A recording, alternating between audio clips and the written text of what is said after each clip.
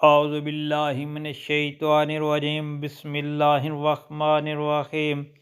السلام علیکم پیارے بہن بھائیوں، گولڈن لائنز میں آپ کو خوش آمدید کہتا ہوں۔ پیارے دوستو، رمضان المبارک کا ماہ مبارک آپ کو مبارک ہو۔ اللہ پاک سے دعا ہے اس ماہ مبارک کی تمام فضیلتیں اور برکتیں ہمیں نصیب فرمائے، آمین یا رب العالمین۔ نبی کریم صلی اللہ علیہ وآلہ وسلم کے ارشاد پاک اس ماہ مبارک کے حوالے سے میں آپ کے ساتھ شیئر کر رہا ہوں۔ پیارے دوستو، حضرت ابو ہریرہ رضی اللہ تعالی عنہ سے روایت ہے کہ رسول کریم صلی اللہ علیہ وآلہ وسلم نے ارشاد پاک فرمایا کہ جب رمضان کی پہلی رات ہوتی ہے تو شیاطین اور سرکش جنات قید کر دیے جاتے ہیں اور دوزخ کے سارے دروازے بند کر دیے جاتے ہیں، پھر اس کا کوئی دروازہ کھلا نہیں رہتا، اور جنت کے تمام دروازے کھول دیے جاتے ہیں، پھر اس کا کوئی دروازہ بند نہیں رہتا۔ اور اعلان کرنے والا فرشتہ یہ اعلان کرتا ہے کہ اے بھلائی یعنی نیکی و ثواب کے طلبگار، اللہ تعالیٰ کی طرف متوجہ ہو جا، اور اے برائی کا ارادہ رکھنے والے، برائی سے باز آ جا،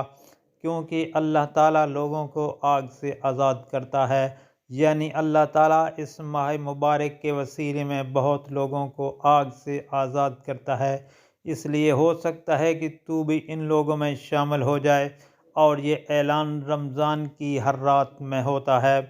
ترمذی و ابن ماجہ کی دوستو حدیث شریف ہے۔ عبداللہ بن مسلمہ مالک ابو الزانہ حضرت ابو ہریرہ رضی اللہ تعالیٰ عنہ سے روایت کرتے ہیں کہ انہوں نے بیان کیا کہ نبی کریم صلی اللہ علیہ وآلہ وسلم نے فرمایا کہ روزہ ڈھال ہے، اس لیے نہ تو بری بات کرے نہ جہالت کی بات کرے۔ اگر کوئی شخص اس سے جھگڑا کرے یا گالی گلوچ کرے تو کہہ دو میں روزہ دار ہوں، 2 بار کہہ دے قسم ہے اس ذات کی جس کے قبضہ میں میری جان ہے کہ روزہ دار کے منہ کی بو اللہ کے نزدیک مشک کی خوشبو سے بہتر ہے۔ وہ کھانا پینا اور اپنی مرغوب چیزوں کو روزوں کی خاطر چھوڑ دیتا ہے اور میں اس کا بدلہ دیتا ہوں اور نیکی 10 گنا ملتی ہے۔ حضرت عبداللہ بن عباس رضی اللہ تعالیٰ عنہ سے روایت ہے کہ انہوں نے نبی کریم صلی اللہ علیہ وآلہ وسلم کو یہ ارشاد فرماتے ہوئے سنا، جنت کو رمضان المبارک کے لیے خوشبوؤں کی دھونی دی جاتی ہے اور شروع سال سے آخر تک اسے آراستہ کیا جاتا ہے۔ جب رمضان کی پہلی رات ہوتی ہے، عرش کے نیچے سے ایک ہوا چلتی ہے جس کا نام مشیرہ ہے، اس کے جھونکوں سے جنت کے درختوں کے پتے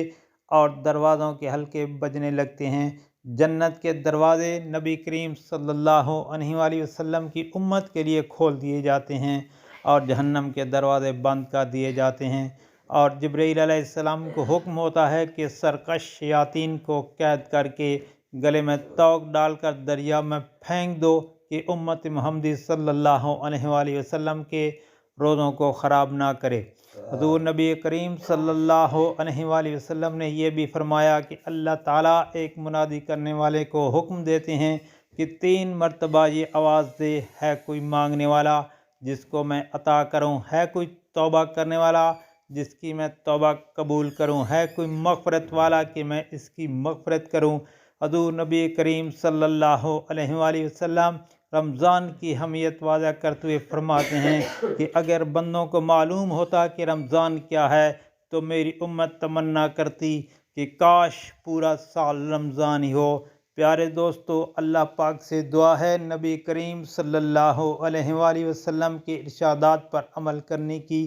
توفیق عطا فرمائے، آمین، اور رمضان المبارک کی تمام فضیلتیں اور برکتیں ہمارے نصیب میں فرمائے۔ اور آپ سے گزارش ہے کہ نبی کریم صلی اللہ علیہ وآلہ وسلم کے ارشاد پاک کو آگے دوستوں، گھر والوں، عزیز و اقارب اور سوشل میڈیا پر لازمی شیئر کریں تاکہ ہر کسی کا بھلا ہو۔ اللہ تعالیٰ آپ پر رحم فرمائے، آمین یا رب العالمین۔